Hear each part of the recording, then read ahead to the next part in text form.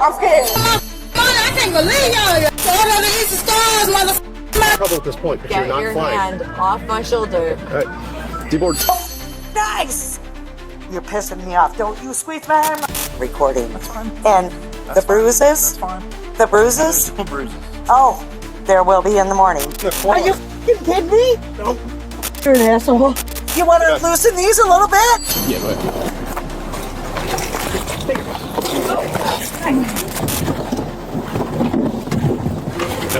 They're gonna go with you.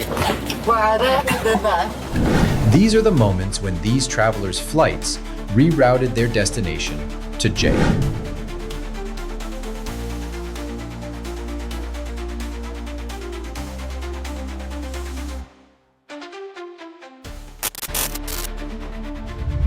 It's February 15, 2024. Valentine's Day hangovers are still fresh, TSA agents are dreaming of early retirement, and the sun-drenched paradise of Florida is welcoming yet another plane load of weary travelers.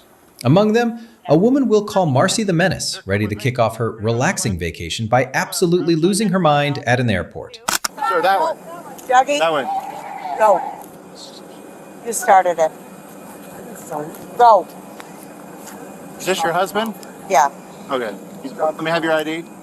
Hey, you go ahead. No. Not until you tell me. Okay. Listen, I'm What going is to the arrest problem? you if you don't give me your ID. Our tale begins with a call to law enforcement. An unruly passenger was inbound. Nothing too unusual for Florida, where humidity and $8 airplane wine often form an explosive cocktail. Sergeant Marsh, the poor soul on duty from the Charlotte County Sheriff's Office, drew the short straw and was dispatched to intercept this airborne bundle of joy. Just give me our ID or go home. Let's go. Come on. You go. No, I'm not. This all started because of you. It's nothing to do with Listen. It did. Listen, this doesn't have to be that hard. I just need your information. Exactly right. Are you what's her name?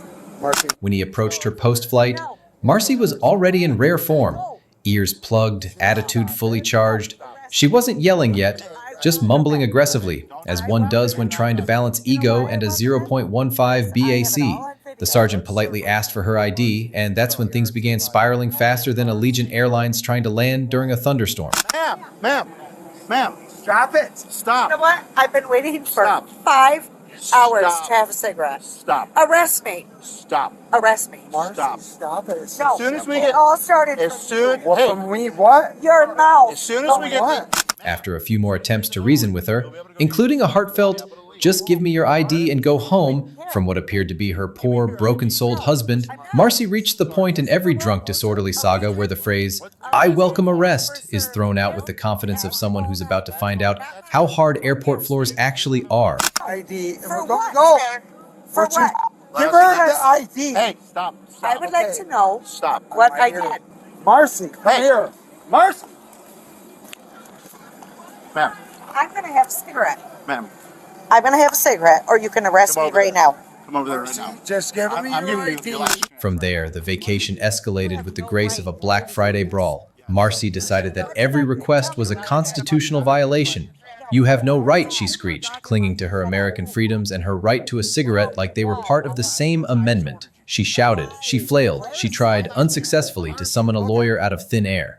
She also somehow made time to berate officers with jabs like little man syndrome, while claiming that she was the true victim of this encounter because, as she astutely pointed out, they overserved me on Allegiant. You didn't even tell me what the problem was. I explained to you No, you 3 didn't. or 4 different No, you times. didn't. You never said You're- what the problem was. They're complaining that you're drunk and disorderly. Oh, well, they served me. Okay, I get that they served you. Yes, she was drunk. Yes, she was belligerent. But none of this was her fault, you see. It was Florida's fault. Specifically, the state's audacity to sell alcohol at airports and serve it in flight. In fact, by her logic, the entire state of Florida was conspiring against her good time. Because my phone is still recording. That's fine. And That's the bruises? That's fine. The And bruises? there's no bruises. Oh, there will be in the morning. Oh, really? You really have to hold me like that? Yes. Really? You're pulling away. And your hands are behind your back. I don't want you to. By the time Marcy was being gently and by gently we mean repeatedly and with growing urgency, shoved into the back of a cruiser. She was alternating between demanding legal representation and shouting, "I'm not going anywhere with him," at whichever male officer was within arm's reach. The sergeant, likely reconsidering all his life choices and trying to pretend he didn't hear the phrase, "You'll be sued for the 7th time that evening," did his best to maintain composure. Marcy's husband, clearly auditioning for the role of bystander with common sense, offered minimal resistance, which in Florida counts as a gold medal in the Dealing with Drunk Relatives Olympics. I request an attorney. Okay. No, Have a seat. hang on. This is wrong. Sit. You have no right to go Sit through in my- the car. I said, Get in the car. are you fucking kidding me? No. You're an asshole. You want to Sit back. loosen these a little bit? Sit back. You. All right. You do not. Truly a poetic response worthy of being etched onto the gate of every Florida holding cell. As officers tried to identify her, since Marcy still hadn't provided her ID, because of freedom, obviously, they eventually found her name via her husband, who might have sold state secrets in that moment just to go sit down somewhere quiet. No visible injuries were observed, but Marcy seemed convinced she'd just survived medieval torture. Nobody else complained on the plane, but the one stewardess, because she was mad when I said, "Don't pull your hair down and shake it like that I have a video of." After all was said, screamed, and slurred, Marcy found herself facing 2 formal charges: disorderly intoxication and resisting an officer without violence.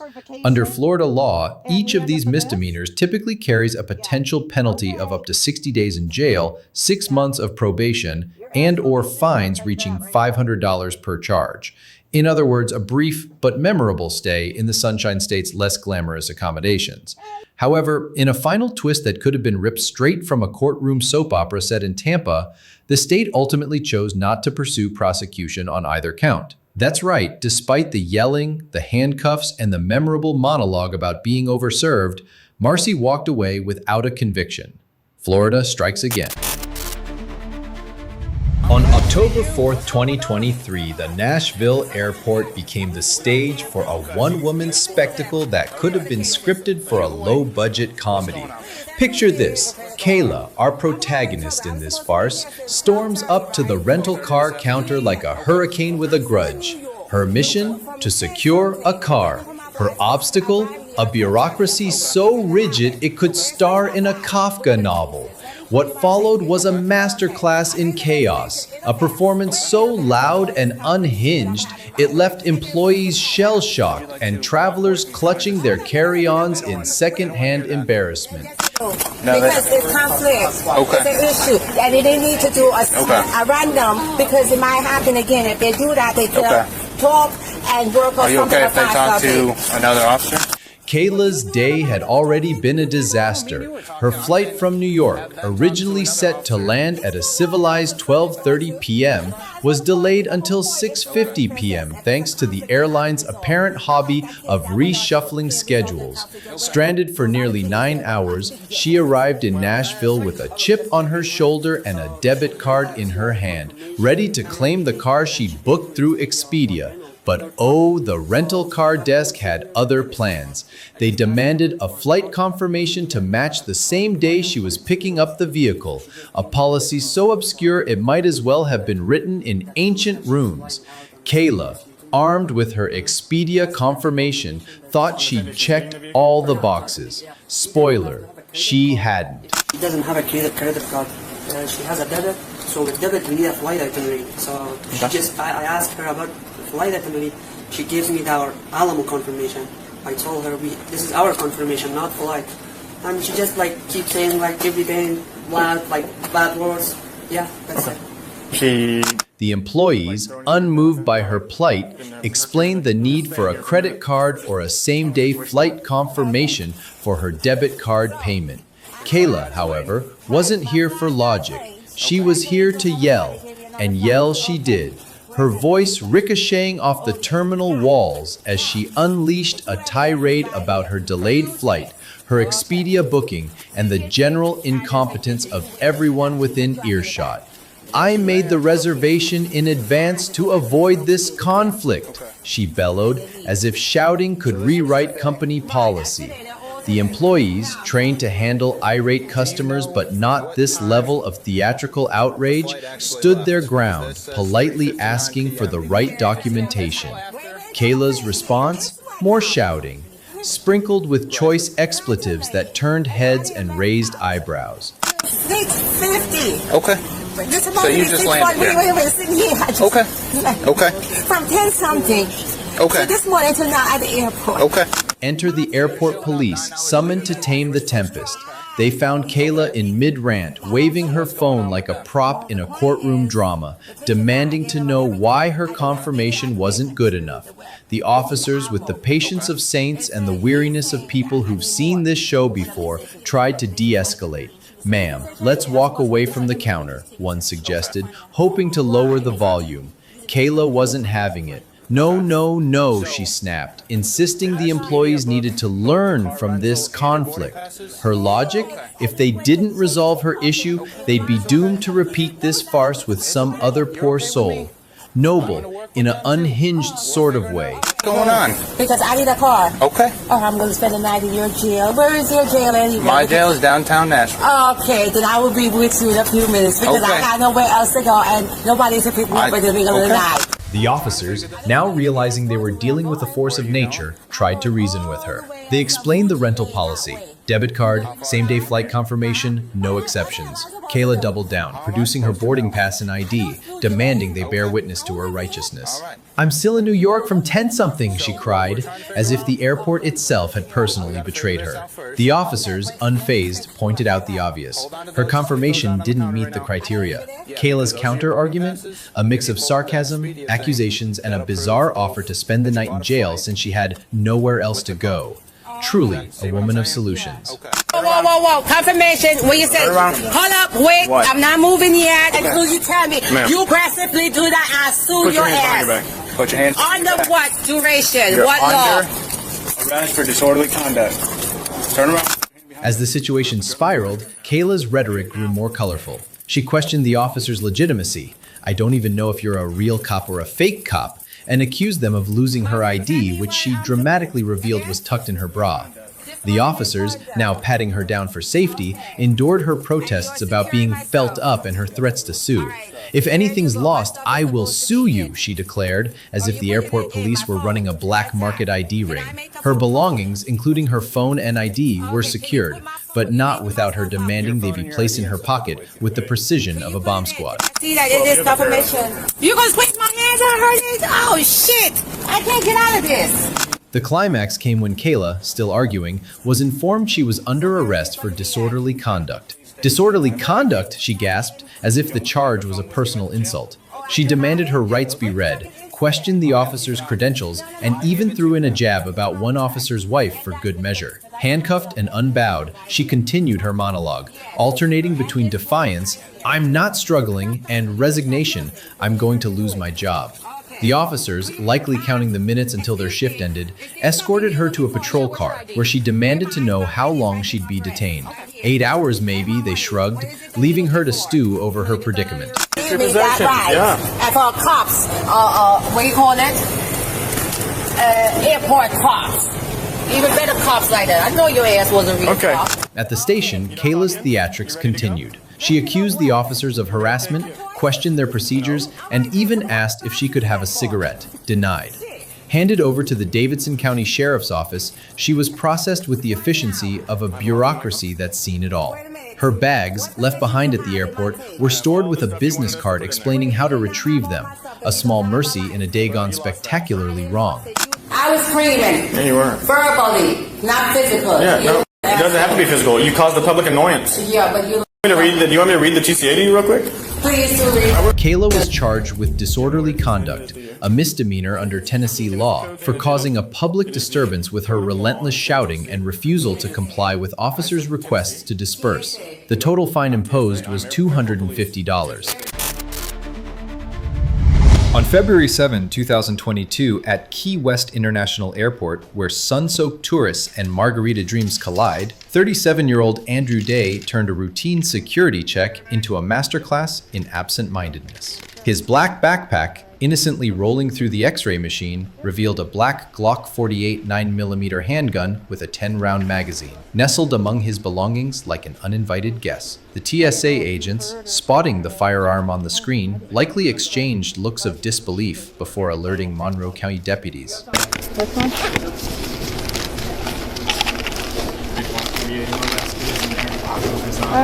Yep.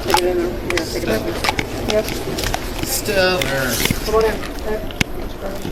As the deputies approached, Andrew, perhaps fantasizing about his next beachside cocktail, appeared oblivious to the chaos he'd unleashed. When confronted about the gun, he casually admitted he had forgotten to remove it from his backpack. The deputies, unimpressed by his nonchalance, inquired about a concealed carry permit. Andrew confessed he didn't have one, explaining that he might have overlooked the firearm while packing. His excuse hung in the air like a bad punchline. Forgot to take my pistol out of my backpack. Oh, okay, shit. Alright, come on. Alright, I'm on the way. I'm gonna be honest with you. I'm sorry. Trying to justify his oversight, Andrew recounted how he had been distracted while dropping off his kids and preparing for the trip. He proudly noted that he had remembered to remove his Leatherman multi-tool, as if this minor act of responsibility offset the loaded handgun. The deputies, likely suppressing eye rolls, pressed further. Andrew revealed he had carried the gun in his backpack during a recent trip to Orlando, implying it had simply slipped his mind afterward. I don't Sergeant, he says, because he asked about your CCW. I'm not sure what exactly followed after that. Not going Kind anywhere. of soaking in the embarrassment. The situation grew more complicated when Andrew mentioned a 2004 theft charge in Alabama for property under $300. He complained that authorities hadn't bothered to verify with Lee County whether it was a felony, claiming it was unfairly holding him back. The deputies, unmoved by his tale of bureaucratic woe, remained focused on the immediate issue, a gun in an airport. They noted that Andrew's wife and kids were waiting outside, along with some kittens, adding a bizarre footnote to the ordeal. To spare him further humiliation, they decided not to arrest him in front of his family. Stuff in your pockets. As long as you don't have any knives or anything, you left that knife at home, okay? Right. All right. Turn it off. When you get it turned off, we can get it. Andrew expressed his embarrassment, admitting he was soaking in the moment's awkwardness. He acknowledged a friend had made a similar mistake, as if that somehow softened his blunder. The deputies, maintaining a professional tone, reminded him that carrying a firearm without a permit was a serious matter. They jokingly referenced past incidents involving toy guns or lighters mistaken for weapons, but clarified that Andrew's Glock was decidedly not a novelty item. You just say Not about the name, but that's about it. a suspect, yeah. A Impersonate. suspect. suspect. All right. All right, thank you. All right, sir, take care. I gotta I don't know how to turn get this this. thing. Yeah. Hoping to keep the incident under wraps, Andrew asked the deputies to avoid publicizing it on social media. They explained that it was public record, destined for the local news, and there was little they could do to prevent it. Andrew, resigned to his fate, accepted the reality with a defeated acknowledgement that it was what it was. The deputies advised him to resolve his old theft charge to clear his record, warning that it could continue to cause problems such as hindering his ability to obtain a concealed carry permit. The very first car up there. You're like, I don't know which car to go to. Yeah. I'm like, I just assume that you know treat which them one's just like mine. Ubers, and you got the key doesn't work for all of them. As the encounter concluded, the deputies informed Andrew's wife, who was waiting outside with the children, about the situation. They provided her with contact information to address the fallout. Andrew was told to expect a formal notice from the TSA, likely accompanied by a hefty fine. A deputy wished him luck, perhaps implying he'd need it to navigate both the legal consequences and his wife's inevitable reaction. Andrew was allowed to leave, sans his Glock, with instructions to face the car and not run, though he quipped he wasn't big on cardio anyway. The deputies, noting his gray Jeep parked nearby, ensured he could reunite with his family, who were likely wondering how a simple airport drop-off had spiraled into such a spectacle. In the end, Andrew's charges painted a clear picture of his misadventure. Initially facing a felony third-degree charge for carrying a concealed firearm without a license, he later saw it reduced to a second-degree misdemeanor. He entered a no-contest plea, likely realizing his "I forgot" defense wouldn't hold up in court. His sentence included 6 months of probation, $313 in fees, 50 hours of community service, and a mandatory firearms safety course, a fitting reminder to never again forget a gun in his luggage. The total financial penalty amounted to $313, though the cost to his dignity was undoubtedly far greater. On a fateful March 14, 2024, aboard an American Airlines flight, a spectacle unfolded that could only be described as a masterclass in self-inflicted chaos. Meet Alicia, our protagonist, who decided that a few drinks, 6 to be precise, of port wine, were the perfect prelude to air travel. Little did she know her inebriated antics would not only ground her dreams of flying to Boston, but also derail an entire plane's worth of passengers. What began as a routine call for officers to escort a tipsy traveler off the aircraft spiraled into a performance so absurd it demanded the deboarding of everyone on board. Buckle up for a tale of defiance, denial, and a woman who thought she could outwit both the law and common sense. No, you didn't ask for a what? You have no jurisdiction to do that to me. I'm a peace officer of the state of Texas, and the flight attendants have asked you need to get off the plane. I don't trust the state, and I'm trying to go home. You're what, ma'am? It all started innocently enough. Flight attendants, sensing trouble brewing in seat whatever, summoned the authorities to deal with Alicia, who was slurring her way through a one-woman rebellion. Officers approached with the patience of saints, asking simple questions like, "What's your name?" and "Have you been drinking?" Alicia, ever the cooperative soul, dodged the first and admitted to the second with a casual yes. 2 shots, she claimed at first, though later she'd up the ante to 6 glasses of port wine, a detail that explains much of what followed. The officers, trying to keep things civil, explained that the airline wanted her off the plane. Alicia's response? A philosophical treatise on her distrust of the state and a firm refusal to budge. Alicia, can you do me a favor? Can we do this the nice way? I want to fly to Boston. That's the ticket I booked. That's my ID that I got on. All right, here's your choices, ma'am. Tell me. The scene was ripe for satire. A woman, fortified by liquid courage, lecturing uniformed officers about jurisdiction while clutching her ticket like a sacred talisman. "I passed security," she protested, as if clearing a metal detector granted her diplomatic immunity. The officers, clearly seasoned in the art of dealing with the unreasonable, offered her 2 choices: walk off the plane under her own power, or be dragged off in handcuffs. Alicia, in a stroke of genius, chose option 3. Neither. She doubled down, insisting she'd done nothing wrong by sitting in a seat. The audacity was almost admirable, if it weren't so infuriatingly misguided. From this aircraft. Once that happens, you're no longer in charge of being able to stand up and do it on your own accord. I'm going to physically remove you from the aircraft. As the standoff escalated, the officers' patience waned. They tried sweet-talking, reasoning, even invoking the airline's sacred right to refuse service. Alicia remained unmoved, her logic as shaky as her balance. "I'm trying to go home," she wailed, as if her destination justified her behavior. The flight attendants, the captain, and presumably every passenger within earshot had had enough. The decision was made: deboard the entire plane. Yes, every weary traveler, businessmen, families, that guy who just wanted to nap, had to shuffle off because one woman couldn't handle her port wine. Once she's done, she'll go first. This will be a public intox, so I want her to handle that. So they deboard everybody first? Yeah. Hey, I'm gonna try one more time. You can try one more time, never hurts. Medics arrived, hoping to coax Alicia off with kindness, but she was having none of it. "I didn't ask for a doctor," she snapped, as if medical attention were an insult. She swore, she spat, though she denied it, and she clung to her seat like a barnacle. The officers, now out of options, warned her one last time: stand up or be removed. Alicia's response was to go limp, forcing the inevitable. Handcuffs clicked, and she was hauled off, protesting all the way. "Why would you do that?" she cried, as if her refusal to comply hadn't led directly to this moment. Her belongings, a black-bottomed bag and a vape she desperately wanted, trailed behind like props in a tragicomedy. Sorry guys, you gotta deal with this. We can leave our suitcases. Leave stuff. Leave stuff. Leave your stuff. Leave your stuff. Okay, sorry. Leave your stuff. Come off the airplane. Just leave it. Once off the plane, Alicia's performance didn't stop. She demanded a cigarette, complained about her handcuffs, and accused the officers of violating her rights. All I did was try to peacefully get out of a plane, she insisted, rewriting history with the confidence of a Hollywood script doctor. The officers, unfazed, explained the charges. Criminal trespass for refusing to leave. Public intoxication for, well, being a public menace.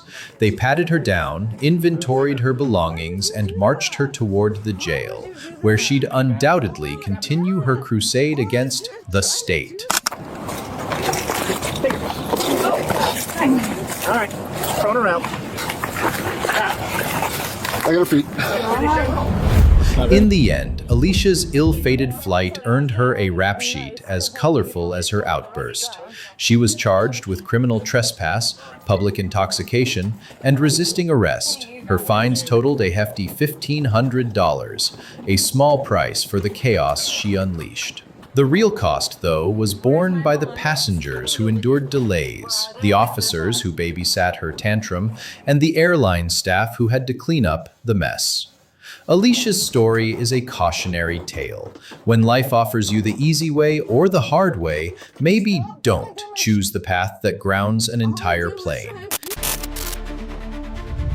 On an August morning in 2023, Orlando's airport became the unlikely stage for a one-woman melodrama, starring a traveler we'll dub Ms. Meltdown. What began as a routine travel snafu, forgetting her ID, spiraled into a performance so chaotic it could have been scripted for a low-budget reality show. With TSA agents, police, and baffled passengers as her reluctant audience, Ms. Meltdown turned a missed flight into a masterclass in self-sabotage. Calm down. He gonna say, I didn't say I was gonna slap you. That wasn't directed towards you. The if the shoe fit, wear it. I wasn't directing it towards you. Ma'am, come on, let's. You could get slapped. Ma'am, let's walk over here. Picture her strutting into the terminal, brimming with the confidence of someone who thinks airport security is optional. She'd shelled out $189 to skip the TSA line, expecting a VIP experience. But when she couldn't produce an ID, her 7 a.m. Frontier flight to Philadelphia vanished faster than her patience.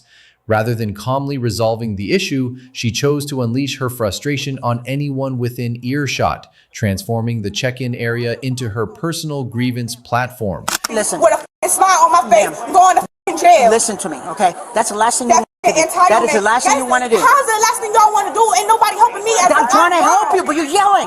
Stop yelling. Talk to me. Let me help you.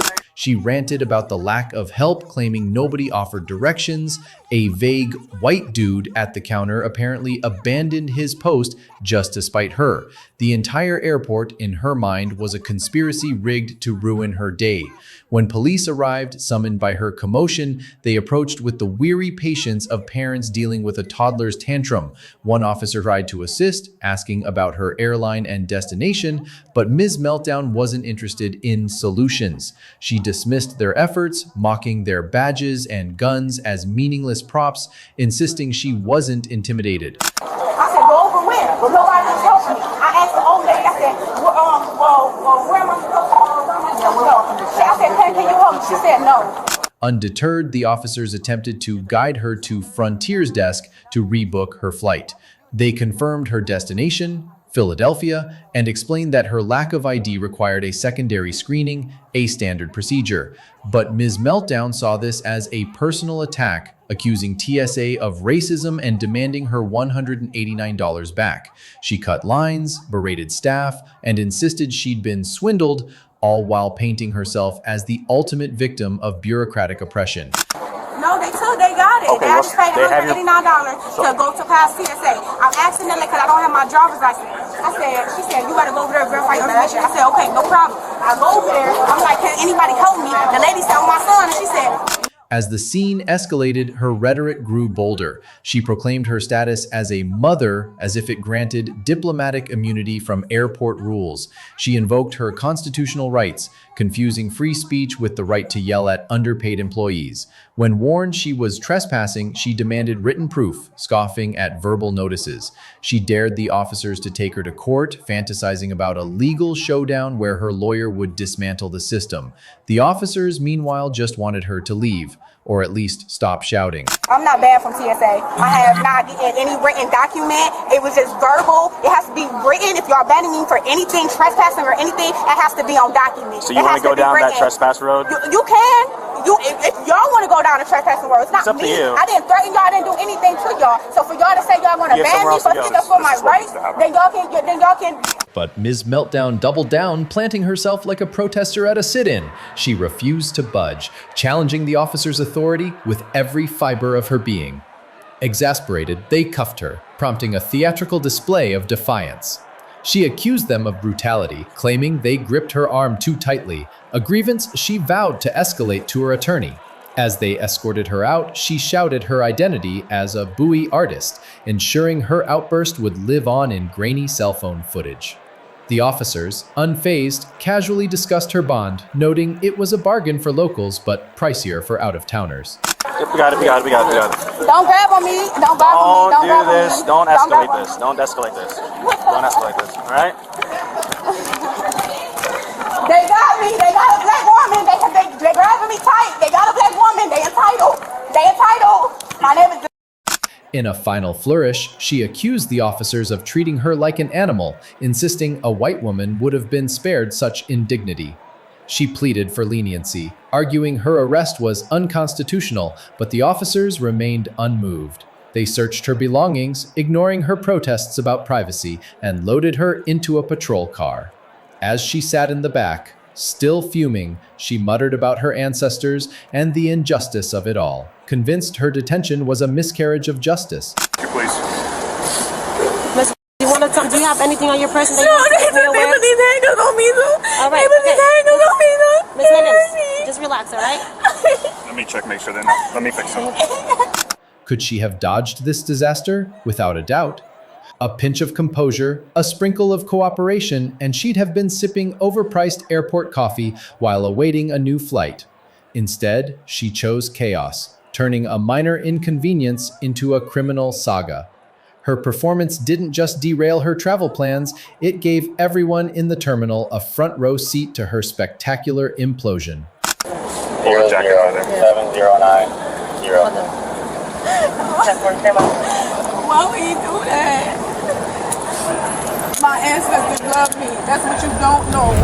What happened? On August 3rd, 2023, Ms. Meltdown's disruptive behavior at Orlando's airport led to her arrest. She was charged with disorderly conduct for causing a disturbance and trespass after warning for refusing to leave the premises.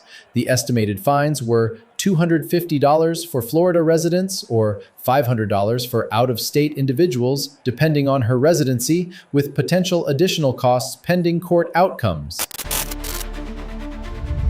Palm Beach International Airport, October 31, 2024, where the air smells of stale coffee and unrealized travel dreams.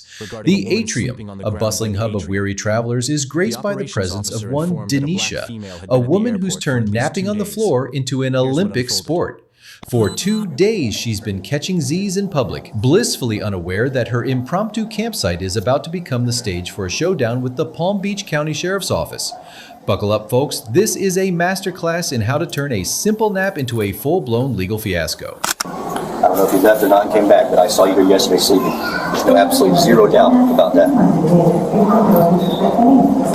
It all kicks off when the Department of Airports Communications Center, likely tired of seeing Denisha's luggage impersonate a permanent art installation, dials up the sheriff's dispatch. The operations officer reports a black female who's been loitering longer than a bad rom-com. Enter the deputies, armed with badges, body cams, and an enthusiasm for protocol that could make a DMV clerk blush. They find Denisha, sprawled out like she's auditioning for a mattress ad, and politely inquire about her plans. Spoiler alert, things go south faster than a budget airline's customer service. Record that all you want, but at least give the We're information. recording, We don't too. care. We're recording too, so we don't care if you're recording, man. I promise you, everything's going to be fine. We just need to get this taken care of. We got other things we need to do as well. So please cooperate. What can we do to help facilitate you here? Okay, so what you can do to help me is allow my friend to send me my information so that I could leave. Like right now, I don't know why you're like. Denisha, roused from her slumber, isn't thrilled. I haven't been here for 2 days, she snaps, with the conviction of someone who's just been accused of stealing the last donut. The deputy, unfazed, counters with the confidence of a man who's seen her snoring the day before. I saw you here yesterday, ma'am, zero doubt. Denisha, undeterred, launches into a verbal tango, dodging questions about her ID with the finesse of a politician at a press conference. I'm looking for it, she insists, zipping and unzipping her bag like it's a prop in a sitcom.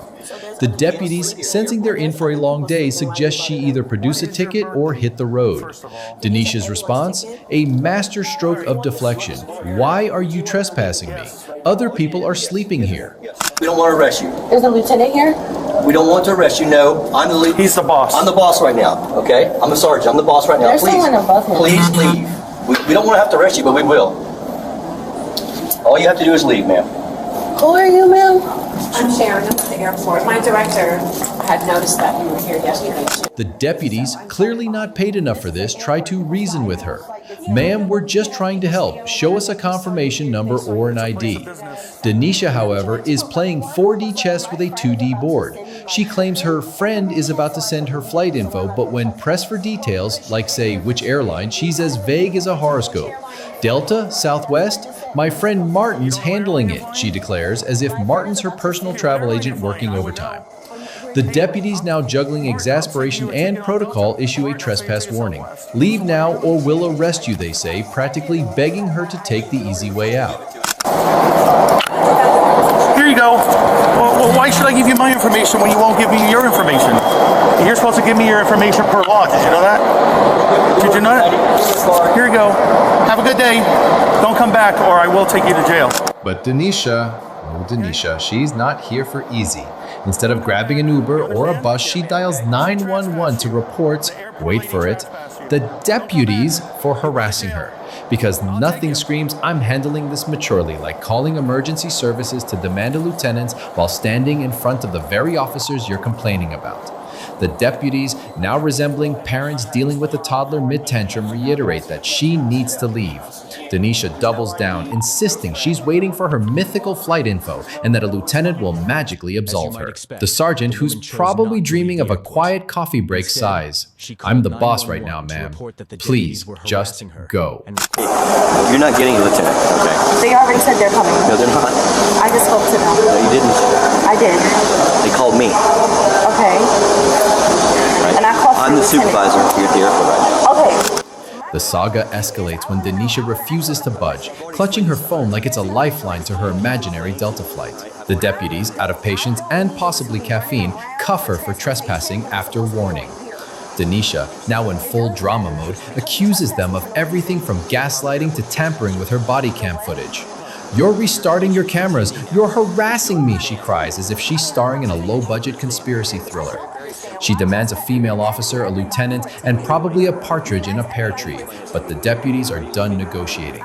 They inventory her belongings, suitcase, makeup, miscellaneous papers, like they're spring cleaning her life, and haul her to the county jail. That's what it's about to happen. If my flight information comes through my phone, I'm getting your trespass revoked. So that's why I asked for a lieutenant or it's You're going to go making up away. jargon, ma'am. I'm not making up anything. We want to help you. Do you have a If ticket my to leave? flight- Do you have a boarding pass? That's what I've been waiting for. In the patrol car, Denisha's still at it, questioning the deputies' mental health and accusing them of inserting dominance. You don't have a PhD, she snaps, as if a psychology degree is required to enforce airport rules. She claims she's filed a lawsuit against the US government, which, if true, is the kind of ambition we can only admire. The deputies, meanwhile, are just trying to get through the paperwork without losing their sanity. You're going to jail for trespassing after warning, they explain, probably for the 47th time. Denisha, unfazed, keeps demanding a lieutenant, as if one will swoop in like a superhero to validate her nap-based lifestyle. I'm still asking for that. What a great way to start the day. At the jail, Denisha's processed with the efficiency of a fast food drive-thru, but not before she accuses the deputies of everything short of stealing her identity. The body cam footage, partially redacted, captures her relentless monologue, a mix of righteous indignation and wild tangents about lawsuits and harassment. It's a performance worthy of an Oscar, or at least a viral X post. In the end, Denisha's grand airport adventure lands her a cozy cell and a charge sheet that reads like a cautionary tale for loiterers everywhere. My ID is in there. We gotta find it.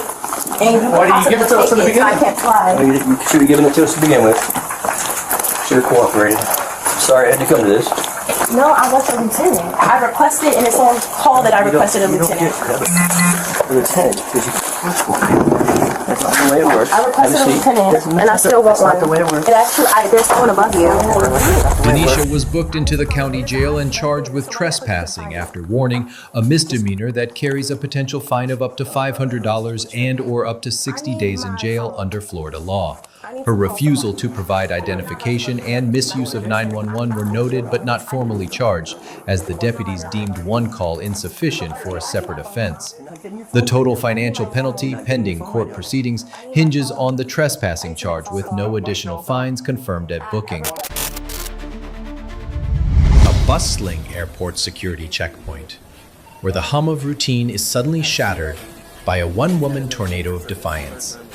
It's April 23rd, 2023, and our protagonist, let's call her Miss Badge Begrudging, saunters through the employee entrance like she's auditioning for a reality show titled, Rules? What Rules?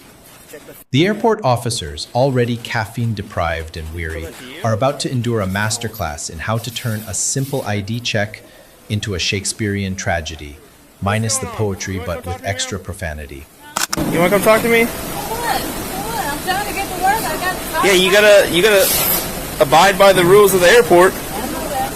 So why are you doing that? I don't understand. I'm walking here. You don't understand what? I'm walking here. It begins innocently enough. The officers, just trying to do their jobs, asked to see her BNA badge. A reasonable request, right? After all, it's not like they're asking her to solve quantum physics or surrender her firstborn. But Ms. Badge Begrudging treats this like an affront to her very soul. I'm just trying to get to work, she wails, as if the badge check is a personal vendetta cooked up by the officers during their lunch break. Her badge, apparently buried somewhere in her bag like buried treasure, is reluctantly produced after much huffing and puffing, but oh, the drama doesn't end there. All I do is get ready to go to work and there he is. You got everything. You see my name and everything. What you gonna do? Is all this stuff hers or what? That's my stuff. Why you got so many keys? Why you got so many cars? Because I want to buy them. I want to buy them. I bought them. You see, Ms. Badge Begrudging isn't just any employee. She's a collector of car keys. More keys than a locksmith's dream journal, and, inexplicably, has her security PIN code scribbled on a piece of paper, dangling like a neon sign that says, "Hack me." The officers, with the patience of saints on sedatives, point out that this is a security breach. Her response? A symphony of expletives and a declaration that she bought all those cars because, well, she wanted to. Take that, logic. Cousin is a detective. I will get him on y'all ass. I was swearing up. I will get my cousin on y'all. The situation escalates faster than a viral TikTok. She's now accusing the officers of sweating her, as if they're obsessed fans rather than professionals enforcing protocol. This is the third time, she shrieks, implying that these badge checks are a conspiracy tailored to ruin her day. The officers, unfazed but probably mentally drafting their resignation letters, remind her that everyone gets checked. It's not personal, it's policy. But Ms. Badge Begrudging is having none of it. She drops the nuclear option. "My cousin's a detective," she threatens, as if said cousin is about to swoop in like Batman to rescue her from the tyranny of badge verification. Why are you doing this? Alright. So they basically need to check this stuff. Why are you? As the standoff continues, she's clutching her badge like it's the One Ring, refusing to hand it over because apparently it's her property. The officers, now channeling the calm of yoga instructors, explain that the badge belongs to the airport. They even throw in a life lesson. Is this worth losing your job over? Spoiler alert. She thinks it is. She doubles down, tossing out slurs and insults with the finesse of a stand-up comedian bombing on stage. The officers, bless their souls, try to de-escalate, offering to trade her badge for her belongings so she can be on her way. But no, Ms. Badge Begrudging chooses the path of maximum chaos. All right, your last chance, or you're gonna go to jail.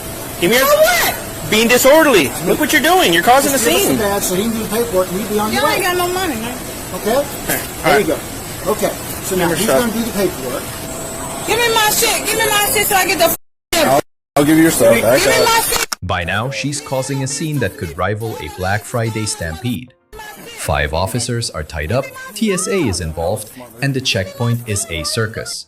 She's cuffed because, surprise, calling people the N-word and refusing to comply isn't exactly Employee of the Month behavior.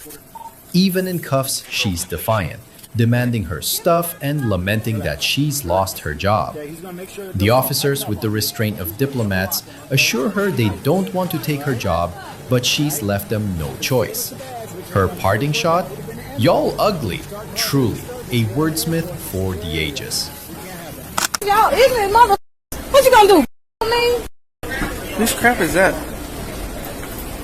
Get your hands off me. Y'all some ass. Hey, can you get that stuff out of the back? No, right here, right here. I'll get it from that side. Y'all some ignorant mother. I ain't done nothing to hurt anybody trying to get to work. Hey, get these motherfuckers cuff off me. The name tag, you see the badge on the These motherfuckers. In the end, Miss Badge Begrudging faced charges of disorderly conduct, public intoxication, theft for refusing to surrender airport property, and racial harassment for her slurs. The total fines amounted to $2,500, a small price for her starring role in the airport's most memorable melodrama. As she was escorted away, one could almost hear the credits roll on her brief, fiery tenure. On May 29, 2024, the air crackled with defiance as a woman stood at the center of a storm she didn't see coming.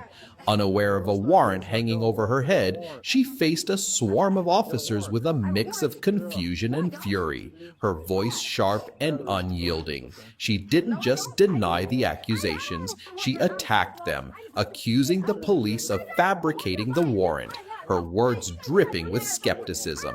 The officers, resolute in their duty, explained that the warrant stemmed from a domestic violence charge, but her ears seemed deaf to their words, her mind racing with disbelief. Told me I got a warrant. The guy just looked at my record jacket. I went to court on the fucking thing. I was just at court. I was there. You guys don't I was just at fucking jail. At the scene, the situation spiraled. She demanded proof, her voice rising with every request to see her records, convinced she could expose their error. The police, unflinching, reiterated that the warrant was real, urging her to comply.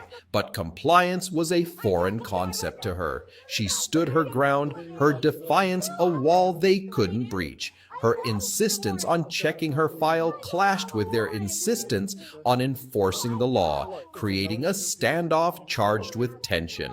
The officer's patience was tested as she doubled down, her refusal to cooperate painting her into a corner. I'm not going anywhere until you prove me I have a warrant. I just went to court on the 7th. Jessica, when we take you to the jail, they're going to give you a copy of your warrant, okay? Her legal history, though, told a different story. Court records revealed a prior appearance for domestic violence, a fact she claimed had slipped her mind entirely. She swore she'd never been informed of any warrant, her voice trembling with a mix of panic and indignation. The police, however, clarified that this was no ordinary arrest. It was a summons to appear in court, a detail that only fueled her agitation. She demanded evidence, her words a desperate plea for clarity, but the officers held firm, their focus on the legal process unwavering. If I call to ask her, then I get in trouble with that. I don't know. I just know about the warrant. please bring the knees. I know I'm getting me, but they're really tight on my hand. I'll check them out. Thank you.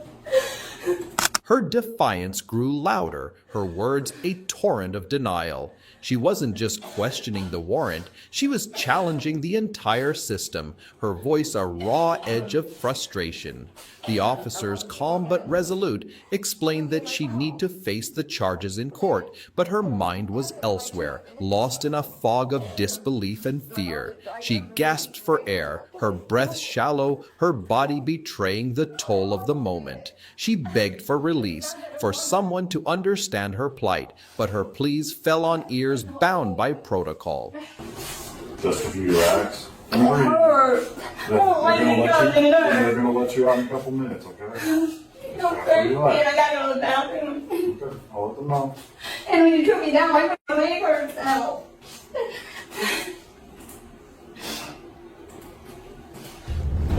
In the end, her refusal to comply led to her arrest. She faced charges of domestic violence and a new accusation of drug use, her defiance sealing her fate as the cuffs clicked shut. On an afternoon in a bustling shopping district, a woman stood defiant, her eyes blazing with fury as police closed in. Unaware of the storm brewing around her, she was the prime suspect in a brazen theft at a jewel store, accused of swiping goods worth over $1,000 and assaulting the store manager. The call had gone out and officers swarmed the scene, zeroing in on a woman matching the suspect's description. But she wasn't going down quietly. Her resistance would ignite a firestorm. I didn't steal shit. Did you have a cart? I did have a cart, and did I leave with it? No, I didn't take shit out that store. So you got nothing on you, nothing like that? Nothing on me. I got this bottle that's broken. Okay. As officers approached, she threw up a verbal barricade, demanding they keep their distance. Her voice was sharp, laced with tension, as she refused to engage. The police, trained to de-escalate, urged her to stop and listen, but she was a wall of defiance, her body rigid, her words dripping with distrust. She denied any involvement in the theft or assault, her tone escalating with every accusation, her refusal to cooperate turning the encounter into a powder keg. You want to show my bag? Make sure I ain't stealing nothing? Yeah, if you let me. Hold on, actually don't look in my bag. Why not? No weapons? I won't there's search a knife it. in there. Alright, we'll leave it over here then, okay? Okay, zip it up. Yep, that's fine. You had a knife in here. Put the bottle down, please. No, thank you. You're gonna put it. I'm not gonna get cut with a bottle. Are you kidding me? Just don't put it down. I did what you asked me So to you do. dropped that on my foot. It did not drop on your foot. It's not even by your foot. It's next to your foot, 2 inches. It hit your foot for real? Okay. Don't. Hey. I was gonna throw it off my Stop! Stop! The officers laid out the scene. A cart stuffed with stolen goods, a manager attacked, and witnesses pointing to her. She shot back, insisting she was innocent, her voice a mix of outrage and disbelief. But her denials only fueled the tension. When asked to open her bag, she clutched it tighter, refusing to let them near. Fearing a hidden weapon, the police opted to set the bag aside, their patience thinning as her defiance grew thicker. The standoff was electric, each moment teetering on the edge of chaos. She just bit me. Are you kidding me? You bit me. Be careful. Stop! The officers laid out the scene. A cart stuffed with stolen goods, a manager attacked, and witnesses pointing to her. She shot back, insisting she was innocent, her voice a mix of outrage and disbelief. But her denials only fueled the tension. When asked to open her bag, she clutched it tighter, refusing to let them near. Fearing a hidden weapon, the police opted to set the bag aside, their patience thinning as her defiance grew thicker. The standoff was electric, each moment teetering on the edge of chaos.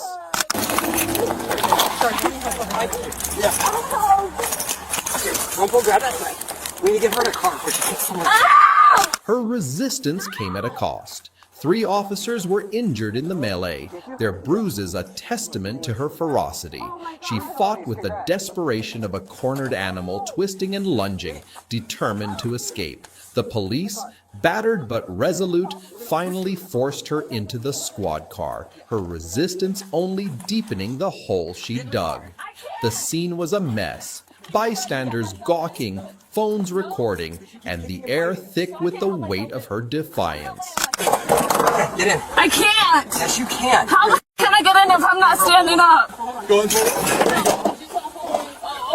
The community's reaction was swift and divided. Social media lit up, some condemning the police for their force, others praising their restraint in the face of her aggression. Voices online debated fiercely. Some saw her as a victim of overreach, others as a lesson in respecting authority. But her actions had sealed her fate, her refusal to comply transforming a routine arrest into a public spectacle. Let's do that. Are you going to kick or bite us? No. Okay, we will help you then. Please don't touch me then, please. Well, then how are we supposed to Just stay right there and don't touch me, please. Okay, you asked for your inhaler, so you want me to take a minute to get up? No, I want it, please. Well, you're the one contorting yourself like this. I'm not going to let you fall. I said please don't touch me. Okay, I'm going to touch you. Let me have my inhaler. Then get up. The legal fallout was severe. Evidence piled up, video footage, witness accounts, and the officer's injuries painted a damning picture. Her defiance had turned a bad situation worse, and the law was unforgiving. In the end, she was charged with grand larceny for the $1,000 theft, assault for attacking the store manager, battery on 3 police officers, resisting arrest, and property damage. Her refusal to cooperate had not only led to her arrest, but ensured the charges against her were as heavy as the handcuffs that bound her. Helen, a woman whose defiance would ignite her downfall. A neighbor's complaint about a misdelivered package had sparked the chaos, accusing Helen of tampering with mail and disturbing the peace. She stood, eyes blazing, a storm of denial and fury, her voice slicing through the officer's attempts to reason. This wasn't just resistance, it was rebellion, raw and unapologetic, daring the law to make its move. Hello, are you Helen? Yeah. You said the A delivered a package? Okay, I got you. And they put it in front of my door. Yeah. I was here earlier. Oh, were you? I know that one of them said that if she does it again, they're going to take her. Yeah. See what we can do here. Officers, veterans of her prior disruptions, approached with measured calm, explaining the issue. A package opened without permission, a neighborhood rattled. Helen recoiled, her words venomous, accusing them of lies. "I didn't touch anyone's mail," she snapped, her body rigid, arms crossed like a barricade. The police urged her to cooperate, but she was a fortress, her defiance a wall they couldn't breach. Each demand for the package was met with a sharper refusal, her voice rising, echoing through the street. Neighbors peered out, phones recording as the standoff teetered on the edge of explosion. You see this paw print? Thumb, thumb, thumb, thumb. You see this thumb? See this thumb? You see this thumb? See this thumb? You see this numbers? You see this name numbers?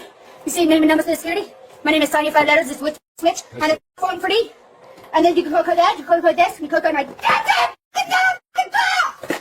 The tension snapped when officers moved to detain her. Helen erupted, a whirlwind of fury thrashing against their grip. She kicked, screamed, her teeth sinking into an officer's arm, her resistance feral and unrelenting. It took 3 cops to pin her down, her curses a relentless barrage as handcuffs clicked shut. Even then she fought, twisting wildly, her rebellion a desperate bid to break free. Get me my goddamn purse on my neck! My f***ing ID on my crack! And you're arresting Helen for breaking the cell, she broke the law! They're always on the hook every goddamn time! Social media exploded with the video of her arrest, a firestorm of opinions. Some decried the police as heavy-handed. Others argued Helen's recklessness left them no choice.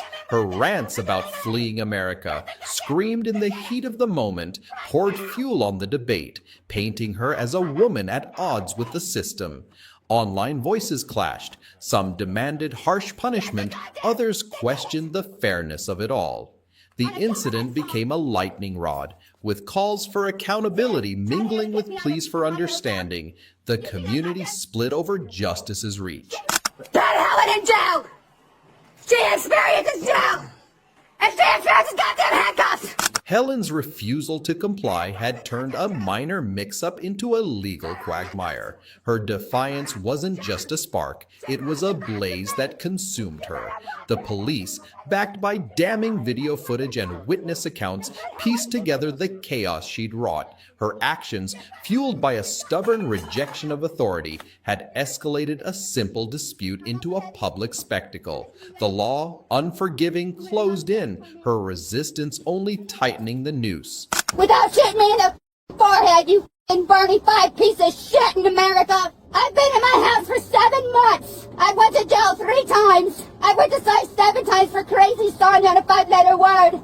Each moment of her rebellion, every shout, every struggle, had been a step toward her own undoing.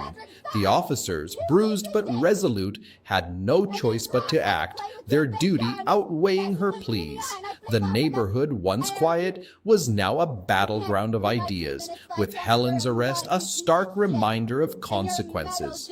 Her dreams of escaping the country, voiced in a fit of frustration, only underscored her desperation, a cry against a system she felt had cornered her. Nothing but metal to scream!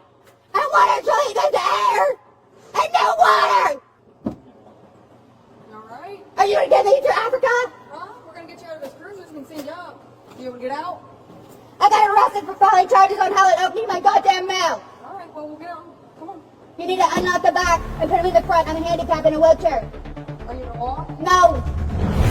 In the end, the weight of her actions crushed her. Helen faced charges of disturbing the public peace, tampering with mail, and resisting arrest, each count a testament to her unyielding defiance. The handcuffs that bound her were more than metal. They were the consequence of a fight she chose, a battle she lost the moment she refused to yield. The city street pulsed with tension as police sirens cut through the evening air, zeroing in on Jessica, a woman whose defiance would spark a firestorm. A frantic call had reported her randomly assaulting a passerby, and now officers faced a whirlwind of chaos. Jessica stood, eyes wild, her voice a jagged edge of denial and fury, refusing to answer their questions. Accused of drunken driving and attacking a stranger, she dodged, deflected, and spun a web of resistance that would seal her fate. Yeah, I'm coming from Atlantic City to come fight this girl. We're having a party. We're just started. I just got here. I haven't even drank. I just got here. I picked up my friends. Right, and I'm dressed for the occasion, thank God. And she came out the car, and I'm talking to my friend because he just got here. So I'm like, hey, you just got here. And she is like, what are you doing? Whistled And at I'm like, me. No, she was doing this weird. Officers approached, their voices calm but firm, seeking clarity on the assault and her erratic behavior. Jessica recoiled, her words a barrage of accusations. She wasn't drunk, hadn't driven, hadn't attacked anyone. Her denials were sharp, laced with indignation, as she demanded they back off. When pressed about her car, she snapped, "I wasn't driving," her tone daring them to prove otherwise. The police, trained to cut through deception, noted her slurred speech and unsteady stance, but she doubled down, her refusal to cooperate a spark in a powder keg. literally, I was driving. I pulled up here. She was coming from this direction. I could get the footage. No, my car's like right there already. Oh, okay. But she was mumbling, and she looked at me, and she parked, and she's like, "What are you doing here?" And I'm like, who are you? I'm talking to my friend because he just came. We're throwing a Halloween party. I just got here from picking up my friend. The scene grew volatile. Jessica, clutching her head, complained of a throbbing headache, demanding medical attention despite no visible injuries. Her pleas were theatrical, her voice rising as she painted herself the victim, claiming the police were targeting her unjustly. Officers tried to reason, asking for basic information, but she twisted every question into a confrontation, her arguments a maze of contradictions. She demanded a phone call, a lawyer, anything to stall, but the police held firm, their patience fraying as her defiance burned brighter. Good. You can see me. Listen, just stay over here, okay? Stay over here. I don't want to place you under arrest. I'm going to place you under arrest. I need you to say it out loud. Say it out loud. You're going to be placed under arrest if you don't comply. You understand that? All right. Stop I walking understand. around. I understand. All right. Stop walking around then. I don't care who you're calling. When they asked her to sign paperwork, she refused, her hands shaking with defiance, not fear. The officers warned her, cooperate or face arrest. Jessica laughed, a bitter edge to her voice, accusing them of harassment. Her antics, dodging, yelling, even lunging away, pushed the situation to a breaking point. The street was a stage, bystanders filming as her rebellion turned chaotic. When officers moved to restrain her, she exploded, thrashing against their grip, her screams slicing through the night. It took 3 cops to cuff her, her resistance a feral dance of kicks and curses, her body a weapon against their control. All right, now, come here. You're under arrest. You're under arrest. You keep walking around. You're not listening. 31513. You don't listen. How old are you? Huh? Then act like it. I don't know what your deal is tonight. Social media lit up with the video, a storm of divided opinions. Some saw Jessica as a victim of overzealous policing, others as a reckless force who'd earned her fate. Her cries of being wronged, her dramatic claims of pain, fueled debates over justice and accountability. Her rants about being targeted only deepened the divide, with voices online urging compliance with the law, while others questioned the officers' tactics. The incident became a flashpoint, a raw lesson in the cost of defiance. Ow! What am I doing wrong? You're not sitting down. I'm 110 pounds. Jessica's refusal to cooperate had turned a routine stop into a legal quagmire. Her every move, evading questions, spinning tales, fighting arrest, had tightened the noose. The police, backed by witness accounts and video evidence, pieced together her actions, erratic behavior, signs of intoxication, and a reported assault. Her attempts to control the narrative had crumbled under scrutiny, her defiance a self-inflicted wound. No! Look at my fucking back! I see it. I'm hurt! That's been there. I'm telling you I'm hurt, please. Okay, let's go. Let's go. Come on. What? Take the false send a female. Thank you. Come on. Okay, you gotta come out. We gotta go outside. In the end, Jessica's rebellion forged her chains. She was charged with driving under the influence, obstructing justice, resisting arrest and assault, each count a consequence of her unyielding defiance. The handcuffs that bound her were more than metal. They were the weight of a battle she'd chosen, a fight she lost the moment she refused to yield. On August 23, 2022, a quiet neighborhood erupted into chaos as police sirens wailed, responding to a desperate call about domestic violence. At the heart of the storm stood a woman, her eyes blazing with defiance, accused of assaulting and injuring another.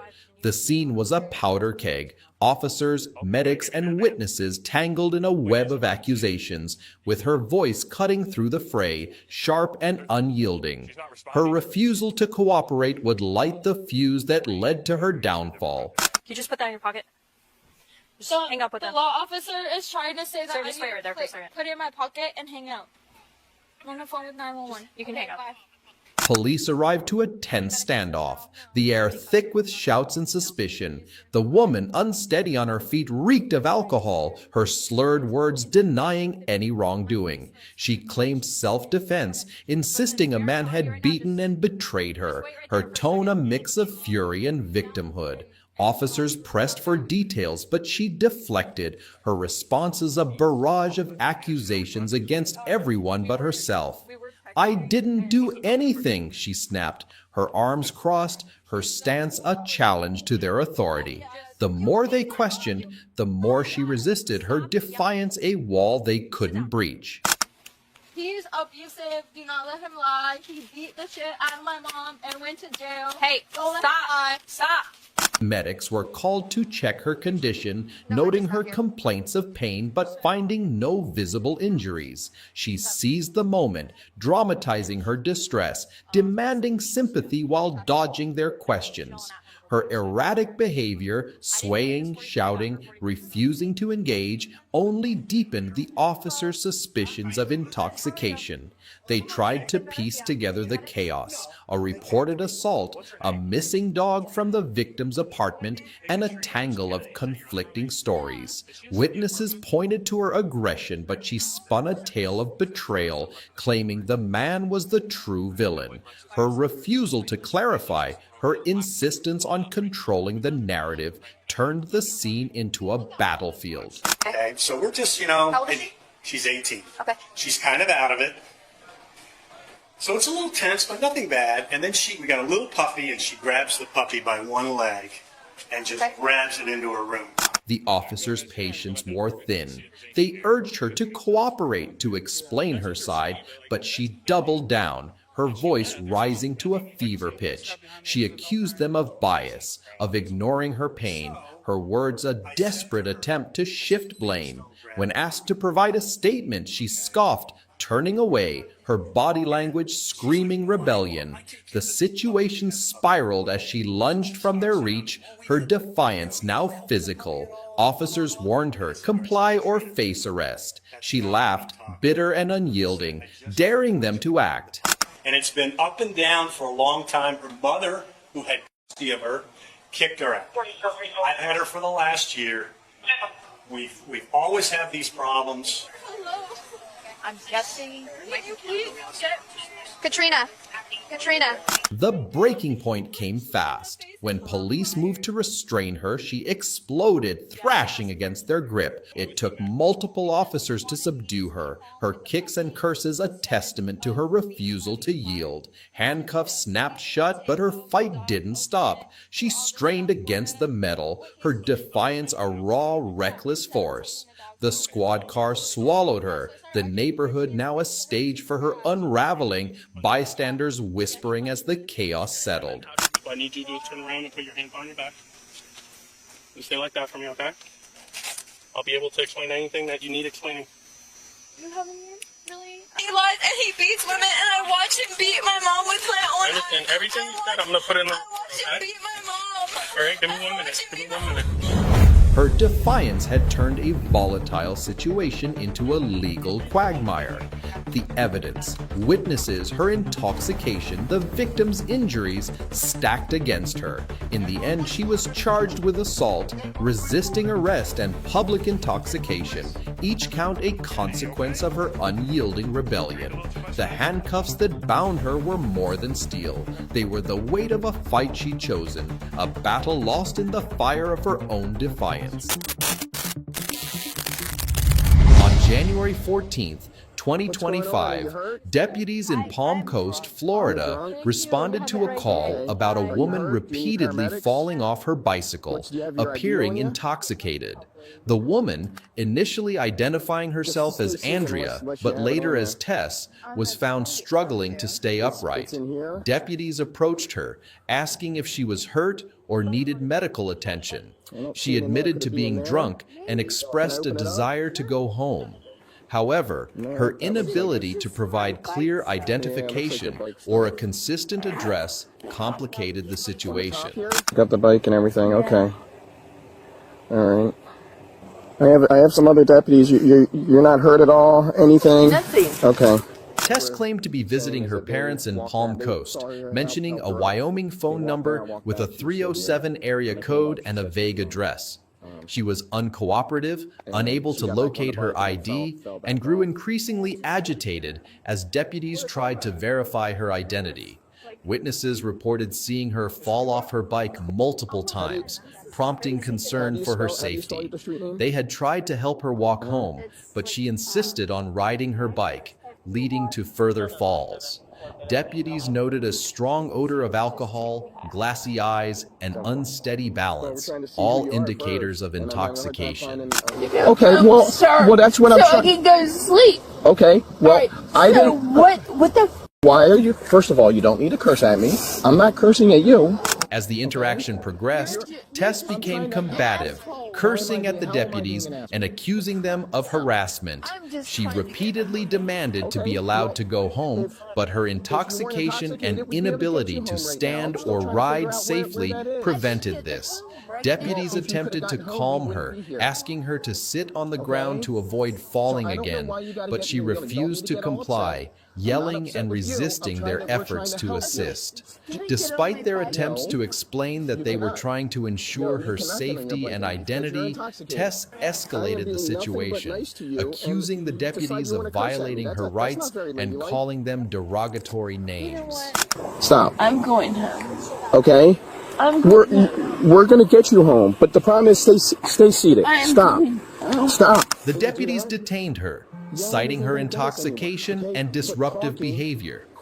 Tess continued to resist, pulling away and refusing to cooperate with basic requests, such as providing accurate identification or performing sobriety tests. She admitted to consuming 6 shots of rum earlier that morning, confirming the deputies' suspicions of public intoxication. Her behavior, including attempts to scratch an officer and continued verbal abuse, led to her being handcuffed and placed under arrest for disorderly intoxication and resisting arrest. Okay. Can you see if you're using? To you guys. Okay, why are you yelling? Calm down. I mean, goddamn. What's your name? I am. Stop yelling. Stop while I pull the tug and you're gonna go. Why are you yelling? At the scene, Tess complained about the handcuffs and insisted she was being unfairly treated, claiming she was only trying to visit her parents. Deputies arranged for her bicycle to be secured and informed her that she would need a medical evaluation before being taken to jail, as is standard procedure for intoxicated individuals. At the hospital, a doctor attempted to assess her for injuries from her falls, but Tess remained uncooperative, denying the need for medical attention and continuing to berate the officers. She refused a head scan unless medicated, further delaying the process. And you're going back and forth, you can't maintain your balance. Those are all indicators of impairment. So, all right. You're under arrest. God damn it. I just wanted to go home. Well, now you're going to jail. Throughout the encounter, Tess's behavior oscillated between pleading to be released and aggressively insulting the deputies, calling their actions sadistic and accusing them of enjoying her distress. She expressed frustration about her worst day becoming a big show for the deputies, though they maintained they were simply doing their job to ensure public safety. Oh my God! What the? Oh my God! Oh my God! Tessa's allegations that the deputies were harassing her, violating her rights, and targeting her unfairly appear unfounded based on the evidence. The deputies responded to a legitimate call about a woman falling off her bike, visibly intoxicated. Her admission of drinking 6 shots of rum, combined with witness accounts of her falls and erratic behavior, justified their intervention. Her refusal to cooperate, provide clear identification, or perform sobriety tests escalated the situation, leading to her arrest for disorderly intoxication and resisting arrest. The deputies' actions were consistent with ensuring public safety and following protocol, despite Tessa's claims of being tortured or unfairly detained. Her accusations seemed to stem from frustration and intoxication rather than evidence of misconduct by the officers. Your name is Tess? Yes. Ow! What's your last name? Ow! Tess? Ow! Shit! You know what? F you! Oh my God! I hate you! On January 29th, 2025 in Florida, a police officer conducted a traffic stop on a vehicle driven erratically by a woman named Miranda. The officer observed her making an illegal U-turn at a yellow light, prompting the stop. The situation escalated quickly due to Miranda's uncooperative behavior and the officer's response. Now you're making me uncomfortable. That's fine. Go to the front of my car. I can't do that, sir. Yes, you can. Officer, you're putting your hands on me. Officer, you're putting your hands on me. Sit right there. You're a male. Sit right You're there. a male. I'm a Sit female. right there. You're a female. I'm a female. You're a male. The officer approached Miranda's vehicle and requested her driver's license, registration, and proof of insurance. Miranda refused to comply, questioning the officer's authority and claiming she didn't need to provide her information. The officer, growing frustrated, asked her to step out of the vehicle and move to the front of his patrol car. Miranda resisted, stating the officer was making her uncomfortable and accusing him of putting his hands on her. The officer acknowledged touching her to guide her out of the car, citing her refusal to follow lawful orders. I'm a female, and you just put your hands on me. I did, because you are failing I to did not. produce your identification. I did not, officer. I did not, officer. Okay, You just put your hands on me. when I asked you, officer, driver's you license, put your hands registration, on me. proof of insurance. No. Where's your driver's license? You put your hands on me. Where's your driver's You license? put your hands on me. Where is your driver's put license? Your hands on me. Where is your driver's license? Your hands on me. As the interaction continued, Miranda repeatedly argued with the officer, claiming she was compliant and that he had no reason to pull her over. She mentioned identifying as a female and accused the officer of disrespecting her identity, escalating tensions further. The officer insisted she sit down and provide her identification, but Miranda continued to resist, alleging the officer was hurting her and that she had done nothing wrong. She claimed to have seizures, which she said the officer's actions were exacerbating, though she provided no evidence of this condition during the encounter. Hurting me! Officer, I didn't do anything! I didn't do anything! Officer! The officer, joined by Deputy Baker, attempted to explain the reason for the stop, a traffic violation involving the U-turn and failure to stop properly at the yellow light. Miranda denied the violation, insisting she had come to a complete stop and that the officer had no basis for pulling her over. She also mentioned a prior jail experience related to a hurricane, stating she was trying to avoid further legal trouble due to a bond condition. Despite this, she continued to argue and refused to comply with requests for identification or to perform field sobriety exercises. I was sitting at the yellow light and I waited for him to stop and I came after him and he made a U-turn on me. I am calm and he hurt my feelings and he upset me. The officer suspected Miranda was under the influence of alcohol, noting an odor of alcohol, though Miranda denied drinking or using drugs, claiming she hadn't even had one beer. When asked if she would perform standardized field sobriety tests, Miranda expressed confusion, believing she had agreed to a breathalyzer test. She repeatedly asked what would happen if she passed or failed, seeking assurances she wouldn't be arrested. The officers explained that the probable cause for the stop was the traffic violation and the suspected intoxication, but Miranda insisted she wasn't given a clear explanation of her violation. Looking for my car in my friend's vehicle. Okay. I didn't go anywhere, and you know that I didn't. You made a U-turn behind me. I did, because I saw you. You made a U-turn behind me because it was on a yellow light, and I had the right of way, and I made the right turn. That's incorrect. I told you why I pulled you over. As Miranda continued to resist and argue, the officers placed her under arrest for driving under the influence, DUI, and resisting arrest. She protested, claiming she was being unfairly targeted and that the officers were crazy. She demanded to take a sobriety test, but was told she had effectively refused by not cooperating earlier. The officers searched her and asked her to face the patrol car, but Miranda remained agitated, insisting she had done nothing wrong. A phone found in her possession was questioned, and she denied ownership, further complicating the interaction. No, it's not respectful because the way he said it. That's how you perceive it, okay? But exactly, and that, I'm only being compliant because of that. But I'm not being incompliant because of his actions. I'm being compliant because of what he said. So ultimately, Miranda was charged with DUI and resisting arrest. Her claims of innocence centered on her belief that the traffic stop was unjustified, that the officer physically mishandled her, and that she was compliant despite her clear refusal to provide identification or follow instructions. However, the officer's account, supported by the observed traffic violation and the odor of alcohol, provided probable cause for the stop and suspicion of intoxication. Miranda's resistance to lawful orders, including her refusal to provide identification and perform sobriety tests, justified the resisting arrest charge. Her accusations of mistreatment and identity-based disrespect lack substantiation, as the officer's actions appeared to stem from her non-compliance rather than any discriminatory intent.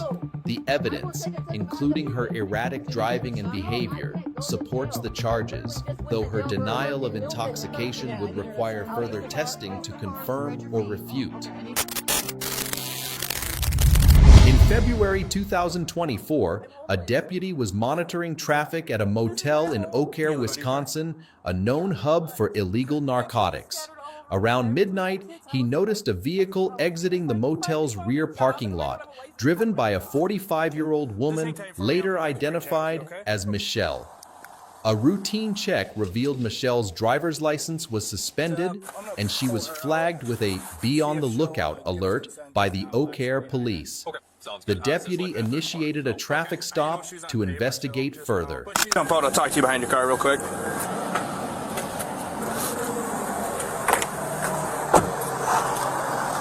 Is there anything illegal in your car that I need to know about? As Michelle stepped out of her vehicle, the deputy instructed her to return to her car for safety.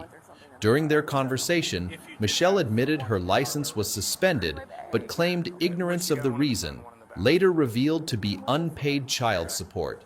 She became argumentative, explaining she had just finished work at a group home and was unaware of her license status. The deputy noted an odor of marijuana coming from her vehicle, a scent he was familiar with due to his experience with drug-related arrests.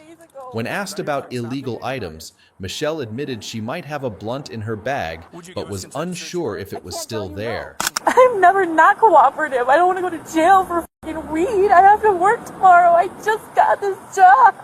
Okay. Alright, let's go to the front of this car. It's been nice knowing you. I'll talk to you Hands out of your another pocket. lifetime, okay? Further checks showed Michelle was on active probation, which prohibited contact with the motel she had just left. The deputy asked for consent to search her car, to which she reluctantly agreed, insisting she was cooperative but worried about losing her job. She mentioned living out of her car, describing herself as homeless, with belongings scattered among her kids' and friends' homes. Despite her pleas about needing to work, the deputy detained her for further investigation, citing her probation violation and the suspected marijuana. I just wanted to go grab some clothes and go to bed. I've been up since 3 o'clock.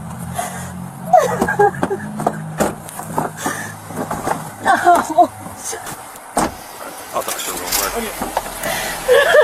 So, Michelle, While detained in the squad car, Michelle's behavior escalated. She slipped her handcuffs and began shaking the vehicle, expressing frustration and fear of losing her job. When instructed to exit the car, she attempted to flee and swung at the deputy, leading to a physical struggle. She shouted about her exhaustion, desperation, and suicidal thoughts, claiming she would jump off the first bridge if she lost her job. The deputies restrained her, noting her complaints about tight handcuffs and discomfort, and transported her to jail. I just want to go to bed. I wanted to go to bed. Just wanted to go to bed. Michelle faced misdemeanor charges of resisting an officer and possession of THC, along with $400 in traffic citations. She was released days later on a $1,000 signature bond. Nearly 2 months later, she was found guilty on both counts. The court sentenced her to 10 days in jail, with the option to complete 80 hours of community service instead, which she chose. Welcome to Speed Bodycam channel, where we share police bodycam footage. We are a dedicated team focused on creating educational and engaging content about law enforcement. Using AI and advanced technology combined with editing skill, we carefully craft our own authentic videos. Our editing team worked hard to highlight the emotional and real-life challenge officers face every day. Through impactful storytelling, we bring this story to life and share important lessons to raise awareness about the need to respect and comply with law enforcement. Please note that the content we present is not intended to promote or glorify violence, nor to condemn any individual or organization. We share this video for educational purposes, reporting and encouraging compliance with law and law enforcement in your area. Additionally, our body cam footage is edited for brevity and to comply with YouTube's community guidelines, focusing on journalistic integrity while bringing both entertainment and meaningful lessons. We appreciate YouTube for providing a wonderful platform to reach viewers and share valuable content worldwide. Our audience support is a huge motivation for us to continue producing meaningful content every day, and it means so much to us. Thank you for being a part of the Speed Body Cam community. That's all for today's episode. If you enjoyed the video, don't forget to give us a thumbs up, subscribe if you haven't already, and share your thoughts in the comments. Thanks for watching, and we'll see you next time.